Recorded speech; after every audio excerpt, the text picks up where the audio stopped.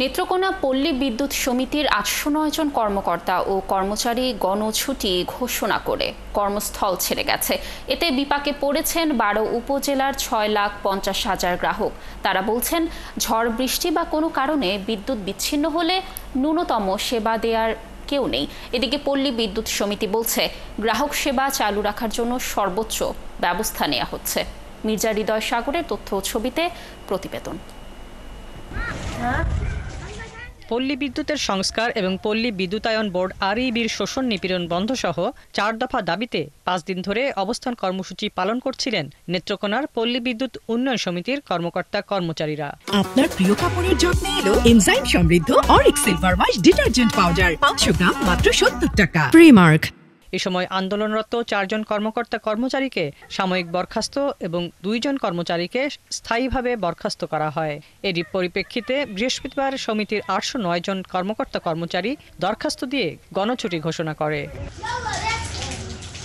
এতে শঙ্কায় পড়েছেন পল্লী বিদ্যুতের বিভিন্ন পর্যায়ের গ্রাহক, ব্যবসায়ী সহ বিদ্যুৎ নির্ভর সবাই। গ্রাহকরা বলছেন, মাঠ পর্যায়ের কর্মকর্তা কর্মচারীরা গণছুটিতে থাকায় কোনো কারণে বিদ্যুৎ বিচ্ছিন্ন হলে বা দুর্ঘটনা ঘটলে সেবা পাওয়া সম্ভব হবে না। যেহেতু কর্মচারী নেই, আকাশের অবস্থা ভালো না, ঝড় বৃষ্টি হতে পারে, যদি আমাদের বিদ্যুৎ বিচ্ছিন্ন হয়ে যায় তাহলে আমাদের যে এই বিদ্যুতের যে এই মেরামতের ব্যাপার, এটা কে ঠিক করবে, এটা নিয়ে আমরা খুব দুশ্চিন্তায় আছি। সরকারের কাছে আবেদন জানাই যে বিষয়টি দেখে তাদের সমাধানের দিককে দেখে বিষয়টা নিষ্পত্তি করার জন্য। এইদিকে গণছুটি ও গ্রাহক ভোগান্তি নিয়ে কথা বলার জন্য নেত্রকোনা পল্লী বিদ্যুৎ সমিতির জেনারেল ম্যানেজার আকরাম হোসেন ক্যামেরায় কথা বলতে চাননি।